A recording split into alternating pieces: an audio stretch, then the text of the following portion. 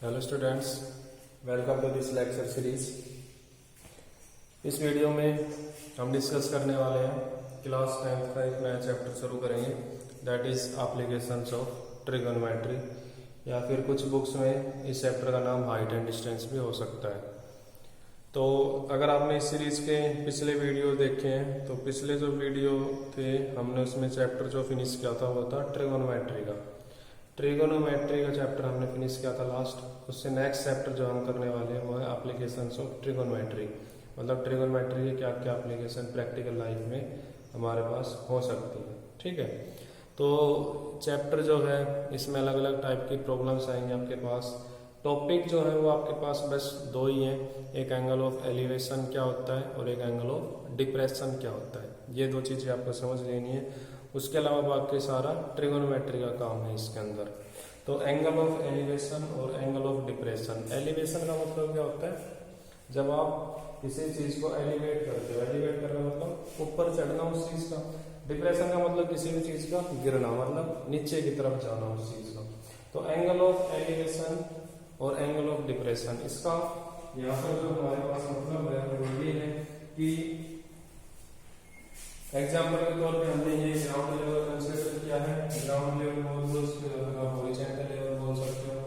ये हमने vertical level लिया है।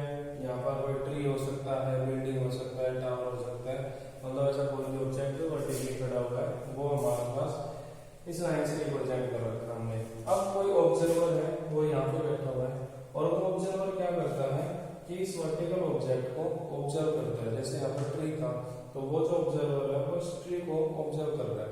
तो वो जो ऑब्जर्वर है उसकी जो आई है वो इस लेवल के साथ कुछ ना कुछ एंगल बनाएगी। वो जो एंगल बना रही है उसे हम क्या कहते हैं? Angle of elevation. ठीक है, जैसे मान लो आप सीधे खड़े हो, ठीक है, आप सीधे खड़े हो, आपके सामने एक टावर है, आप टावर का टॉप देख रहे हो, तो आप क्या करोगे? आपको चेहरा अपना ऊपर की तरफ उठाना पड़ेगा। तो आपकी आंखों ने जो एंगल बनाया है एक रेफरेंस लेवल के साथ which is parallel to ground, वो क्या कहलाता है? Angle of elevation. ठीक है, मतलब एंगल ऑफ एलिवेशन कब बनता है? जब आप ऐसे किसी भी ऑब्जेक्ट को देखते हो जो आपके लेवल से ऊपर है। ठीक है, जैसे आप ग्राउंड में खड़े होकर किसी पेड़ को देख रहे हो वो जो आपसे बड़ा है, या फिर ग्राउंड में खड़े होकर किसी बिल्डिंग को देख रहे हो, या फिर ग्राउंड से आप किसी टावर को देख रहे हो, मतलब जब आप ऊपर की तरफ देखते हो तो वहां पर कैसा एंगल बनता है? Angle of elevation. आपकी आई ने ग्राउंड लेवल के साथ या रेफरेंस लेवल के साथ जो भी एंगल बनाया है वो क्या कहलाता है? आपका एंगल ऑफ एलिवेशन। ठीक है, इसका जस्ट उल्टा जो होता है that is angle of depression. Angle of depression मतलब जब आप ऊपर खड़े हो और जिस चीज की तरफ आप देख रहे हो वो आपके लेवल से नीचे है। जैसे आप सीधे खड़े हो, मेरे सामने बेंच रखे तो मैं बेंच की तरफ अगर देखूंगा तो मुझे नजरें नीचे की तरफ करनी पड़ेगी। तो मेरी आंखों ने रेफरेंस लेवल के साथ कितना एंगल बनाया है वो क्या कहलाएगा? Angle of depression. ठीक है, तो ये एंगल ऑफ डिप्रेशन को समझाने के लिए हमने यहाँ पे ग्राउंड लेवल कंसीडर किया है, दैट इज हॉरिजॉन्टल लेवल, और ये हमने कोई ट्री कंसीडर कर लिया दैट इज वर्टिकल लेवल। अब इस ट्री के ऊपर मान लिया हमने कि कोई ऑब्जर्वर बैठा हुआ है, यहाँ पर कोई ऑब्जेक्ट रखा हुआ था, ट्री पर जो ऑब्जर्वर बैठा हुआ है वो इस ऑब्जेक्ट को ऑब्जर्व कर रहा है। ठीक है, ऑब्जर्व करेगा अगर वो तो उसको ऑब्जर्व करने के लिए आंखें अपने नीचे की तरफ झुकानी पड़ेगी। तो उसकी आंखों ने रेफरेंस लेवल के साथ जो एंगल बनाया है वो क्या कहलाएगा? Angle of depression. ठीक है, अब ये चीज आपने पहले पढ़ी होगी कि कोई भी फिजिकल क्वांटिटी जब हम मेजर करते हैं तो हमें क्या करना पड़ता है? रेफरेंस लेवल रखना पड़ता है हमेशा। ठीक है, जैसे अगर आप बोलते हो कि माउंट एवरेस्ट की जो हाइट है वो 8,848 मीटर ग्राउंड है, कहाँ से है? वो सी लेवल से है। तो सी लेवल एक रेफरेंस हो गया।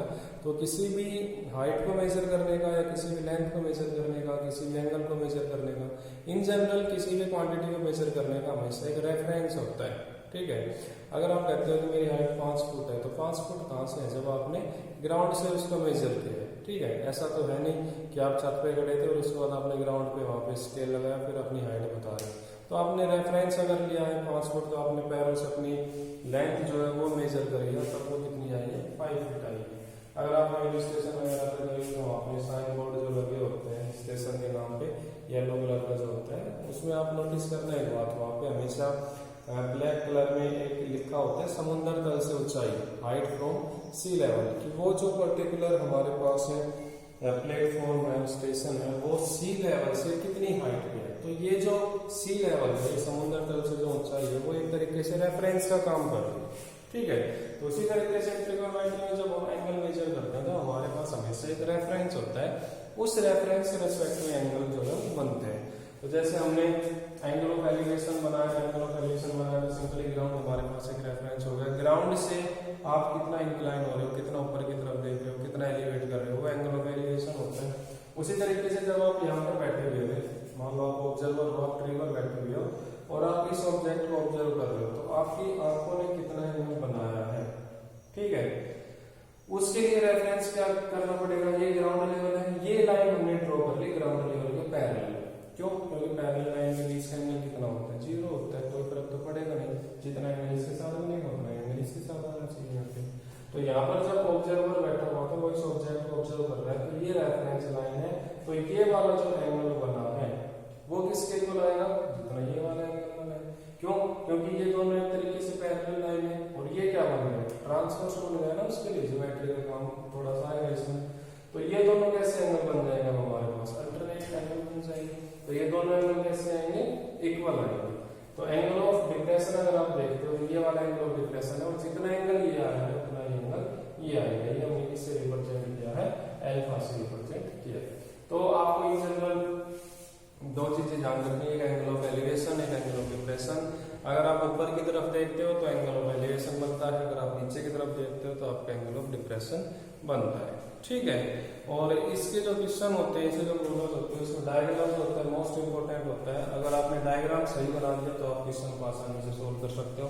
बिना डायग्राम क्वेश्चन सोल्व करने का इसके अंदर कोई मतलब नहीं होता है, ठीक है। तो किस टाइप के क्वेश्चन आपको फेस करने पड़ेंगे वो शुरू करते हैं।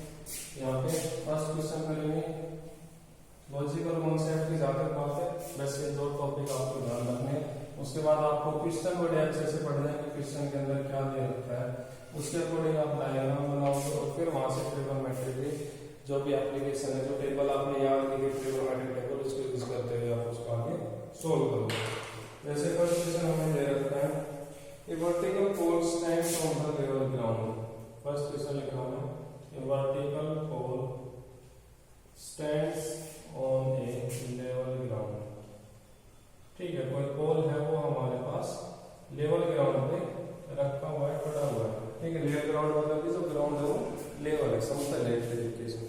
From a point on the ground, from a point on the ground, ground में किसी पॉइंट से क्या किया जाता है, 25 metre away from the foot of the pole, 25 metre away from the foot of the pole, pole के foot से 25 metre की दूरी पे कोई पॉइंट है, वहां से क्या किया जाता है, angle of elevation of its top, angle of elevation of its top, ठीक है। इसके टॉप का, पोल के टॉप का एंगल ऑफ एलिवेशन है वो कितना मिलता है, is found to be 60 degree, is found to be 60 degree.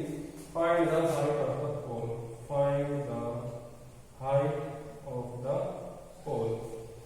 तो आई होप क्वेश्चन आपको समझ में आ गया होगा। क्वेश्चन क्या दे रखा है, क्वेश्चन ये दे रखा है कि हमारे पास ग्राउंड लेवल है, ग्राउंड लेवल पर कोई पोल पड़ा हुआ है, ठीक है।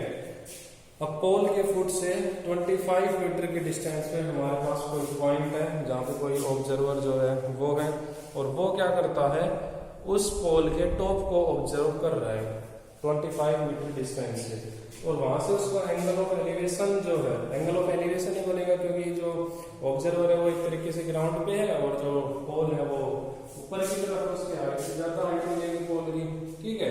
तो पोल के टॉप को देखने के लिए उस ऑब्जर्वर को ऊपर की तरफ देखना पड़ेगा, तो एंगल ऑफ एलिवेशन जो बनेगा कितना बता रखा है, 60 डिग्री बता रखा है। तो हमें क्या निकालना है, हाइट ऑफ द पोल निकालना है, ठीक है। तो डायग्राम बनाते हैं इसका। जैसे ये हो गया हमारे पास ग्राउंड, ये हो गया हमारे पास पोल, यहाँ पे ऑब्जर्वर था, ऑब्जर्वर ने इसके टॉप को ऑब्जर्व किया, तो ये वाला एंगल ऑफ एलिवेशन बना, कितना डिग्री दे रखा है, 60 डिग्री दे रखा है। ये जो ऑब्जर्वर था वो ग्राउंड के पोल के फुट से कितने मीटर के डिस्टेंस पे था, 25 मीटर के डिस्टेंस में। तो ये वाली जो हाइट है वो कितनी, लेंथ जो है सॉरी वो कितनी हो जाएगी 25 मीटर।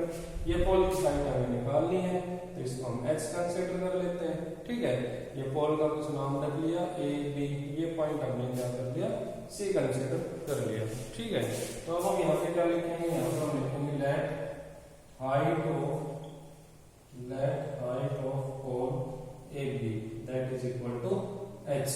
जो पोल ए बी है उसकी हाइट कितनी होगी, h मीटर। ठीक है, AC कितने दे रखे हैं यहाँ पर, मतलब कि distance of observer from the foot of pole AC that is equal to 25 metre. ठीक है, एंगल ऑफ एलिवेशन हमें बताया रखा है 60 डिग्री।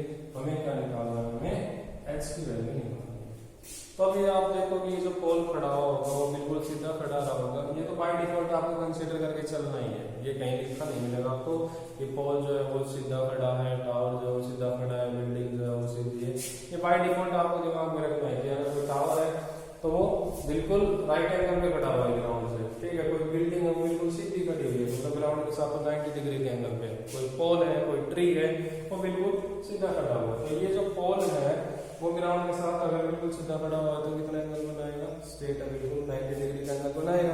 तो ये जो ट्रायंगल है हमारे पास, ट्रायंगल ABC वो एक तरीके से राइट एंगल ट्रायंगल होगी। तो यहाँ पर क्या क्या करोगे आप, in right angle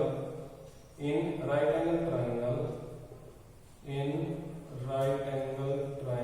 BAC, right angle triangle होगा हमारे पास BAC। इसके अंदर आप ट्रिगोनोमेट्रिक कोई ना कोई रेशियो देखोगे।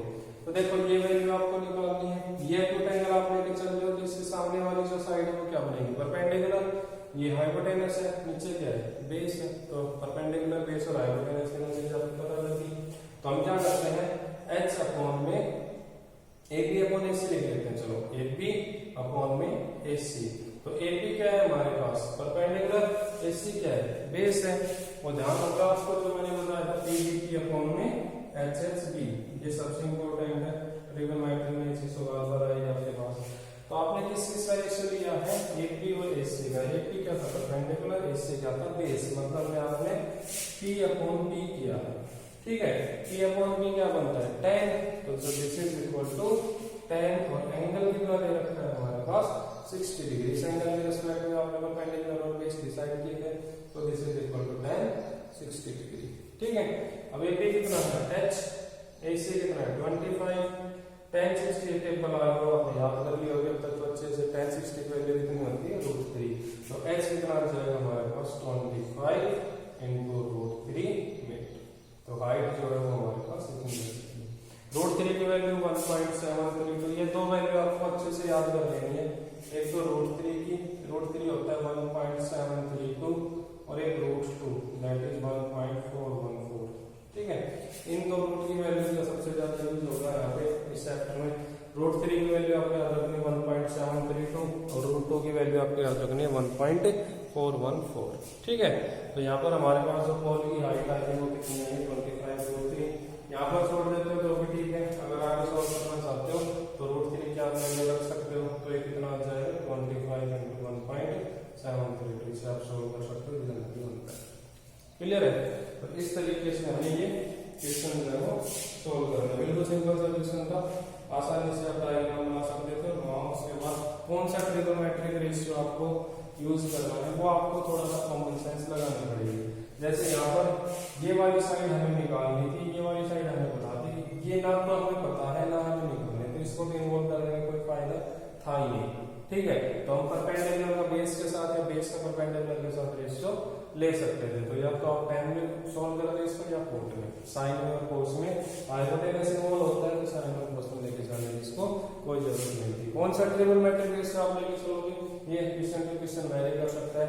बाकी मोस्टली क्वेश्चंस के अंदर, मैं ये तो नहीं कहूंगा कि सभी क्वेश्चंस के अंदर, लेकिन ज्यादातर क्वेश्चन के अंदर आपको tan और कोट ही लेके चलना पड़ेगा। ठीक है ये बात। तो नेक्स्ट क्वेश्चन में चलते हैं। नेक्स्ट क्वेश्चन हमने क्या बता रखा है, देखते हैं नेक्स्ट क्वेश्चन। ये जो क्वेश्चन दे रखे हैं इनमें आपको डायग्राम बनाना सबसे ज्यादा जरूरी है। अगर आप सिचुएशन को समझ के डायग्राम सही बना लेते हो उसके बाद आधा क्वेश्चन वहीं पे सॉल्व हो जाता है।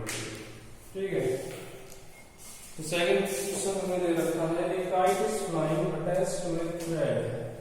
A kite line attached to a thread, which is 165 meter long,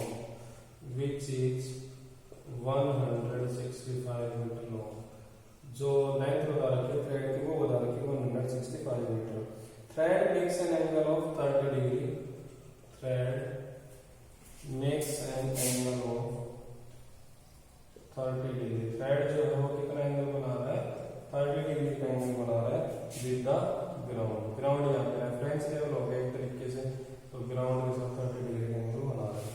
find the height of the kite from the ground, find height of kite from ground. Ground से हमें काइट की हाइट निकालनी है। Assuming that there is no slack in the thread, assuming that there is no slack in thread, ठीक है। तो question आपको समझ में आ गया होगा। क्वेश्चन क्या दे रखा है कि कोई कैंडिडेट है वो पतंग उड़ा रहा है एक तरीके से, ठीक है। पतंग आप सभी में उड़ा रहे हैं, कैसे उड़ाते हैं पतंग? हाथ में रस्सी होती है, ऊपर पतंग होता है, उसके पतंग जो है ग्राउंड के साथ जो थ्रेड है वो कितना एंगल बना रहा है वो हमें बता रखा है। तो वो जो काइट है उसकी हाइट कितनी होगी ग्राउंड लेवल से वो हमें निकालना है, ठीक है। जैसे मान लीजिए हो गया हमारे पास ग्राउंड लेवल, यहाँ पर कोई क्वेश्चन है, ठीक है, वो पतंग उड़ा रहा है। तो पतंग बिल्कुल सर के ऊपर तो कोई उड़ा नहीं सकता, या तो इस तरफ उड़ाओगे तो नहीं, मतलब बिल्कुल स्ट्रेट एंगल पे नहीं, 90 डिग्री के एंगल पे नहीं उड़ा सकते आप पतंग को, आपको कुछ ना कुछ एंगल ऑफ इंक्लिनेशन रखना पड़ेगा अदर देन 90, ठीक है। तो जैसे मान लो पतंग यहाँ पे था, यहाँ उसने पतंग उड़ाई के लिए उसकी रस्सी हो गई, थ्रेड हो गया उसका, यहाँ पर उसका पतंग लगा होगा, ठीक है, ये पतंग हो गया उसका। तो इस काइट की ग्राउंड से हाइट कितनी है? ये वाली हाइट होगी काइट की, यहाँ पे काइट है, ठीक है, यहाँ पे वो पर्सन है जो काइट फ्लाई कर रहा है, ठीक है। तो इस काइट के ग्राउंड से हाइट कितनी है? ये वाली हाइट होगी। ये थ्रेड है, उसने क्या कहा है, assuming that there is no slack in the thread, मतलब ये जो थ्रेड है वो बिल्कुल टाइट है, ठीक है। एक तरीके से ट्रायंगल की साइड है, साइड है ये ट्रायंगल की बिल्कुल टाइट बता रखी है, मतलब कि जो रस्सी है वो एकदम टाइट है, इसके अंदर कोई ढीलापन नहीं है, no slack in the thread. अब इसमें क्या करना है, kite is flying attached to a thread which is 165 metre long. ये जो थ्रेड है इसकी लेंथ बता दी कितनी है, 165 मीटर, तो ये लेंथ होगी 165 मीटर, ठीक है। अब ये जो थ्रेड है, thread makes an angle of 30 degree with the ground. ये जो थ्रेड है ये ग्राउंड के साथ कितना एंगल बना रहा है, 30 डिग्री, मतलब ये वाला एंगल हो गया 30 डिग्री, ठीक है। Find height of the kite from the ground. तो इस पॉइंट में ए मान लिया, इसको बी मान लिया, इसको सी मान लिया। तो हाइट ऑफ द ग्राउंड जो है मतलब कि बीसी की लेंथ कितनी है वो हमें निकालनी है क्वेश्चन के अंदर, बीसी की लेंथ कितनी है, ठीक है। तो हमारे पास रिलेशन था पीवीपी अपॉन में एचएचबी। अब ये वाला एंगल अगर आप लेके चल रहे हो तो इसके सामने वाली साइड परपेंडिकुलर, नीचे वाली साइड बेस, तो ये हो गया हमारे पास परपेंडिकुलर, एक्यूट एंगल के सामने वाली साइड परपेंडिकुलर, नीचे वाली साइड बेस, और ये कितना हो गया, हाइपोटेनस हो गया। अब ये जो हाइट है कैसे हाइट है, तरीके से परपेंडिकुलर हाइट होगी, perpendicular height is always height होती है हमारे पास। तो अब हमें ये वाली साइड निकालनी है, ये हमें नहीं पता है, ये हमें पता है, तो यहाँ पर हमें हाइपोटेनस को इन्वॉल्व करना पड़ेगा। ये परपेंडिकुलर है जो हमें निकालना है, ये हाइपोटेनस है जो हमें पता है। तो बेसिकली हम P का और H का रेशियो लेंगे, ठीक है। तो P अपॉन में H क्या होता है, साइन। तो परपेंडिकुलर क्या है यहाँ पर BC, H क्या है AB, ये हो गया परपेंडिकुलर अपॉन में हाइपोटेनस, किसके इक्वल होता है, साइन थीटा, तो ये बन गया साइन 30 डिग्री। समझ गए सवाल? अब BC कितना दे रखा है, नहीं BC हमें नहीं दे रखा, हमें इसे निकाल रहा है। AB हमें दे रखा है कितना है 165 इक्वल टू साइन 30 कितना होता है 1/2। तो BC किसके इक्वल आ गया, हमारा BC आ गया 165/2। सोल्व करने से कितना आ जाएगा 82.5 मीटर।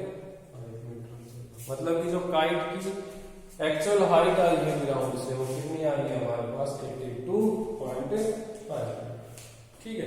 ये जो क्वेश्चन दे रखे हैं इसमें आपको समझना ज्यादा जरूरी है कि सिचुएशन क्या दे रखी है। मोस्टली जो क्वेश्चन आपको मिलेंगे इसमें आपको सिचुएशन अगर क्लियर नहीं होगी तब तक आप कुछ भी नहीं कर सकते। और डायग्राम मोस्ट इंपोर्टेंट होता है क्वेश्चन के अंदर। अगर डायग्राम आपने गलत बना रखा है, क्वेश्चन कैसे भी जैसे करके सही कर दिया तो वो वहीं पे क्रॉस लग जाता है, क्योंकि इस क्वेश्चन को चेक जब करते हैं ना सबसे पहले जो डायग्राम होता है वही रिफ्लेक्ट होता है किसी भी ऑब्जेक्ट के माइंड में। ठीक है, चलो तो नेक्स्ट क्वेश्चन पे चलते हैं हम लोग। नेक्स्ट क्वेश्चन क्या बता रखा है वो देखते हैं। नेक्स्ट क्वेश्चन में हमें कह रखा है the angle of elevation of A ladder. The angle of elevation of A ladder, कोई सीढ़ी बता रखी है उसका एंगल ऑफ एलिवेशन बता रखा है। The angle of elevation of A ladder leaning against a wall is 60 degrees. Leaning against a wall is 60 degree. ठीक है, मतलब कोई सीढ़ी बता रखी है वो दीवार के साथ वॉल के साथ जो है झुकी हुई है, मतलब समझ रहे हैं आप इसको क्या सिचुएशन है।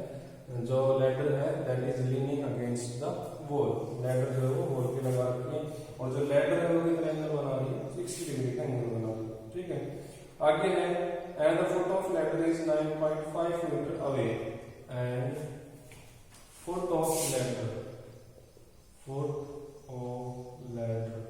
is 9.5 meter away from the wall. wall से 9.5 मीटर के डिस्टेंस पे वो है। Find length of the ladder, find length of ladder. ठीक है, तो ये क्वेश्चन हमें दे रखा है। तो इसमें काफी कुछ सिचुएशन जो है पिछले क्वेश्चन जैसे भी है, पिछले क्वेश्चन में भी हमें कुछ ऐसा ही बता रखा है। ठीक है, तो अब हम यहाँ पे क्या करेंगे कि ये हमारे पास एक तरीके से क्या होगी, बॉल होगी। ये बॉल है, बीसी किसको रिप्रेजेंट कर रहा है, बॉल को। बीसी जो दिखना पड़ेगा सारा आपको, ए बी सी ये क्या है। इससे हमने बॉल कंसीडर किया। एपी जो है वो हमने लैडर कंसीडर किया। एपी जो है वो हमने लैडर कंसीडर किया। तो एपी लैडर है, बीसी बॉल है। AP is leaning against ball BC. अब ये जो लैडर है वो इसके साथ ग्राउंड के साथ कितना एंगल बना रही है वो हमें देखना है। तो ग्राउंड के साथ कितना एंगल बना रही है 60 डिग्री, मतलब ये वाला एंगल कितना हो गया 60 डिग्री। ये लैडर का फुट होगा यहाँ से, ये ग्राउंड का फुट है। अब ये जो बॉल थी वो एकदम स्ट्रेट खड़ी होगी तो ये वाला एंगल कितना आएगा 90 डिग्री आएगा। मानते हैं इस बात को। ये जो लैडर का फुट है ये ग्राउंड के बॉल के फुट से कितने डिस्टेंस पे है, लैडर का जो फुट है वो बॉल के फुट से कितने डिस्टेंस पे वो हमें बता रखा है। कितना बता रखा है 9.5 मीटर। तो ये वाली जो हमारे पास लेंथ है वो कितनी है 9.5 मीटर। हमसे पूछा क्या है find height of ladder. Ladder क्या है निकालिए, लैडर क्या है ये वाली निकालिए। ठीक है, ये एक्यूट एंगल है, इसके सामने वाला परपेंडिकुलर होगा, नीचे बेस होगा, ये हाइपोटेनस होगा। तो अब हमें यहाँ पे निकालना क्या है, हमें ए बी निकालना है और हमें ए सी दे रखा है। ठीक है, मतलब कि हमें बेस दे रखा है, हाइपोटेनस निकालना है, परपेंडिकुलर ना हमें दे रखा ना हमें निकालना है। ठीक है, तो अब हम क्या करेंगे यहाँ पे बी का और एच का रेशियो लेंगे।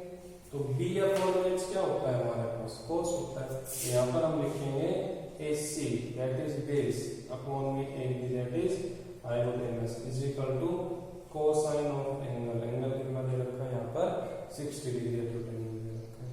क्लियर है तो उसके बाद हम क्या करेंगे एसी जो है वो कितना है 9.5 मीटर। एक भी हमें निकालना है, cos 60 की वैल्यू निकालो। cos 60 कितना होता है 1/2, वे हो गया 1/2। तो ए बी कितना हो जाएगा क्रॉस मल्टीप्लाई कर लो 9.5 इंटू मीटर कितना आ जाएगा ये 90 मीटर। ठीक है, तो इस तरीके से हमारे पास जो लैडर की लेंथ आई है वो कितनी आई बच्चों 90 मीटर। आई होगी आपको क्लियर हो गया होगा। बिल्कुल सिंपल क्वेश्चन था, इसके अंदर ज्यादा सोचने वाली बात ही नहीं। तो इस टाइप के क्वेश्चन आपको दे रखे हैं, आप जब इनको फॉलो करेंगे तो वहां से आप आसानी से इनको क्रॉस भी कर सकते हो। आगे थोड़े से अलग टाइप के क्वेश्चन हम करेंगे जहाँ पर एक से ज्यादा ट्रायंगल हमारे पास इन्वॉल्व होती है। अब तक जो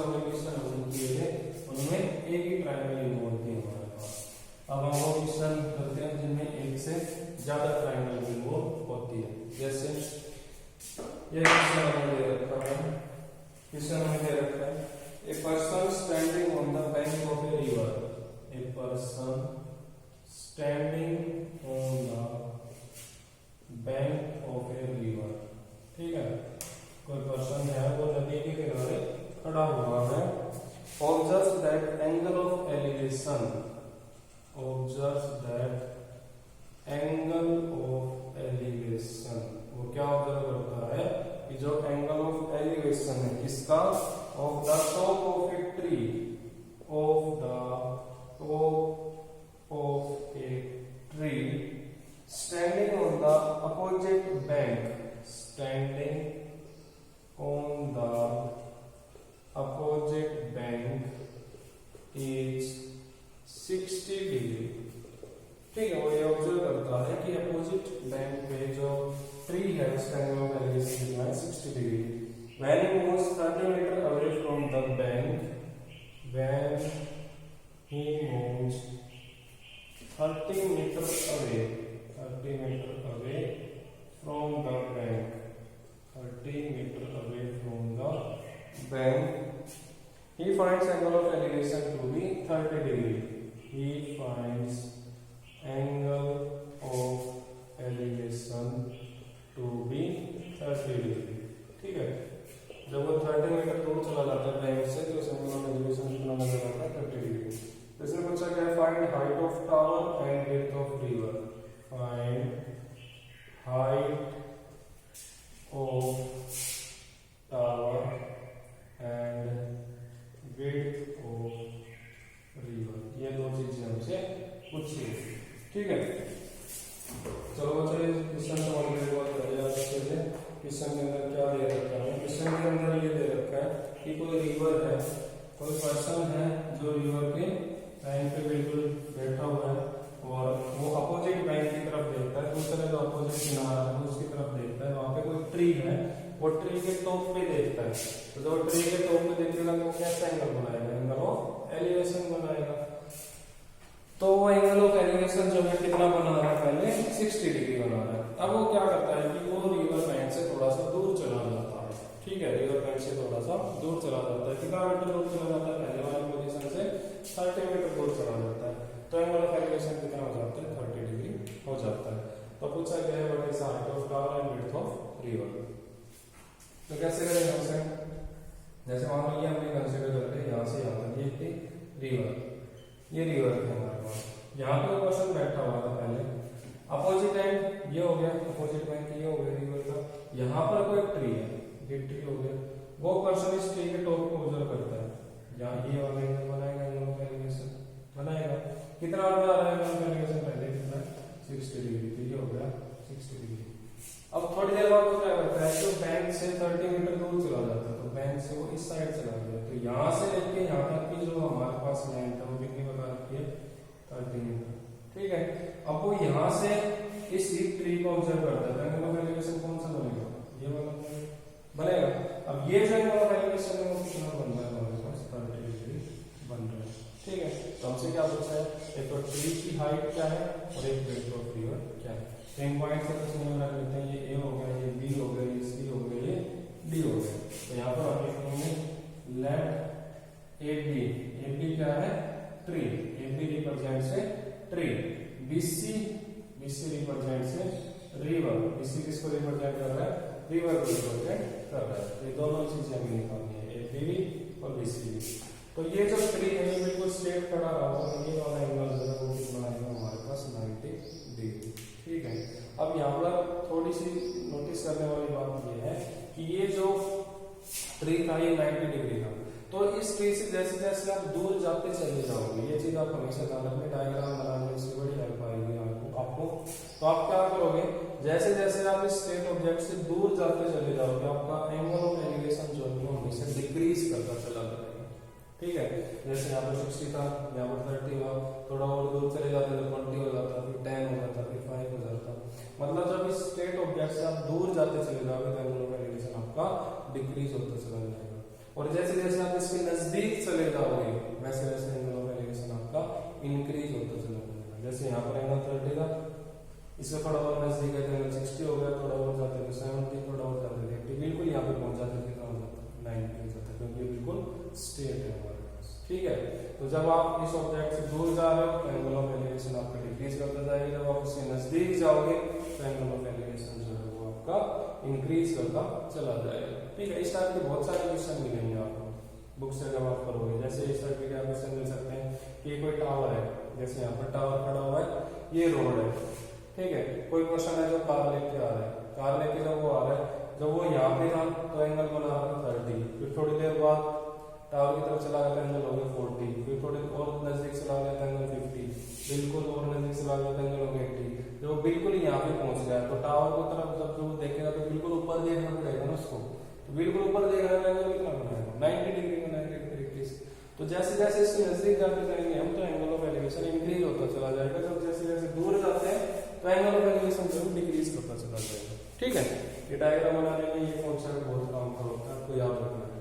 तो इस क्वेश्चन की अगर बात करें तो ये हमारे पास ट्री है, ये रिवर है, ये रिवर के एंड से 30 मीटर की डिस्टेंस पे कोई पॉइंट है, तो यहाँ पर एक तो हमें ये लेंथ निकालनी है, एक हमें ये लेंथ निकालनी है। समझेंगे बात? तो हम यहाँ पर क्या करते हैं कि BC को कंसीडर कर दिया, इससे हमने कितना मान लिया x और AB का मान h। ठीक है, ये वाली लाइन हमने कंसीडर कर ली h, यहाँ से लेके यहाँ तक की लेंथ हो गई h और यहाँ से लेके यहाँ तक की लेंथ हो गई हमारे पास x। तो हमारे पास जो BD लाइन बनी है, BD यहाँ से लेके यहाँ तक वो कितनी बन जाएगी, BD is equal to BC plus में CD। तो BC भी हमारे पास x कंसीडर करिए और CD कितनी दे रहे 30, तो BD हमारे पास कितनी आएगी x प्लस में 30। तो यहाँ पर आपके पास अब दो अननोन है, एक h है और एक x है, तो दो अननोन के लिए आपको दो लीनियर इक्वेशन यहाँ पे बनानी पड़ेगी। कैसे करोगे देखो इसको, दो राइट एंगल ट्रायंगल बन गए, एक तो ट्रायंगल है ABC ये वाली ट्रायंगल। तो इस ट्रायंगल में अगर आप देखते हो तो in right angle triangle ABC, ठीक है, ABC में देखो ABC में ये एक्यूट एंगल आप लेके चलोगे, इसके सामने वाला ये परपेंडिकुलर, ये वाला होगा बेस, ये हाइपोटेनस, इसका कोई रोल नहीं है। तो हमने क्या लिखा AB अपॉन में BC, मतलब परपेंडिकुलर अपॉन में बेस, ये वाली चीज तो आपके सामने होनी चाहिए, ABP अपॉन में HHB। ठीक है, तो परपेंडिकुलर अपॉन में बेस क्या बना आपके पास 10 बनेगा, तो दिस इज इक्वल टू 10 और एंगल कितना दे रखा है हमारे पास, इसका एंगल का एक्यूट एंगल कितना लेके चल रहे हैं हम 60 डिग्री, तो 10 60 डिग्री। ठीक है, अब AB हो गया, HBC हो गया, x tan 60 होता है √3 हो गया, क्रॉस मल्टीप्लाई अगर कर लेते हैं तो x कितना आ सकता है हमारे पास √3x। ठीक है, तो एक लीनियर इक्वेशन हमारे पास बन गई h और x में क्या बनी है कि h is equal to √3x। अब दूसरी इक्वेशन बनाते हैं, दूसरी राइट एंगल ट्रायंगल ढूंढ लो आप कौन सी है, ABD है, अब लिखेंगे in right angle triangle ABD, ये वाले राइट एंगल ट्रायंगल हम लेके चल रहे हैं ABD। तो ABD में ये वाला एंगल है हमारे पास एक्यूट एंगल, इसके सामने वाली साइड कौन सी है AB, ये परपेंडिकुलर का काम करेगी। BD क्या है यहाँ बेस है, तो हम लिखेंगे AB अपॉन में BD। ठीक है, इस पूरी ट्रायंगल की बात कर रहा हूं मैं ABD, तो ABD में परपेंडिकुलर हो गया AB, बेस हो गया BD, तो परपेंडिकुलर अपॉन में बेस क्या होता है उससे 10 होता है, so this is equal to 10 30 बना।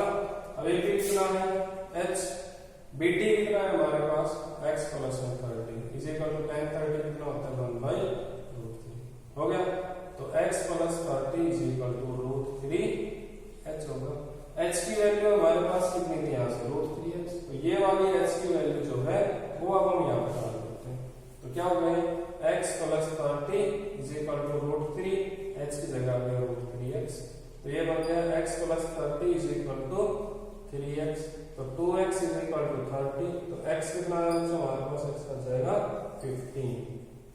क्लियर है बात, x अगर 15 आया है तो x कितना आ जाएगा हमारे पास, h हो जाएगा x की वैल्यू ऑफ 15 डाल दोगे तो h हो जाएगा 15√3। ठीक है, तो h की वैल्यू भी आ गई हमारे पास 15√3 और x की वैल्यू भी आ गई हमारे पास कितनी आई है 15। तो h को हमने क्या कंसीडर किया था, देखो आप h को हमने कंसीडर किया था हाइट ऑफ द ट्री। तो जो हाइट ऑफ द ट्री आई है बेसिकली हमारे पास हाइट ऑफ ट्री वो कितनी हो जाएगी 15√3 इतना मीटर। ठीक है, एक्स हमने क्या कंसीडर किया था रिवर की विड्थ, तो विड्थ ऑफ रिवर हमारे पास कितनी हो जाएगी 50 मीटर। ये दो चीजें हमसे इसमें पूछी जाएगी। ठीक है, तो इस तरीके से दो ट्रायंगल के जो क्वेश्चन बनते हैं हम प्रोसीड करते हैं। आई होप आपको क्लियर हो गया होगा। इसे आप एक बार खुद से करके देखना और इससे जो रिलेटेड क्वेश्चन है वो हम एक और वीडियो में सोल्व करेंगे। तब तक आप एनसीईआरटी की एक्सरसाइज है उसे सोल्व करके देखेंगे।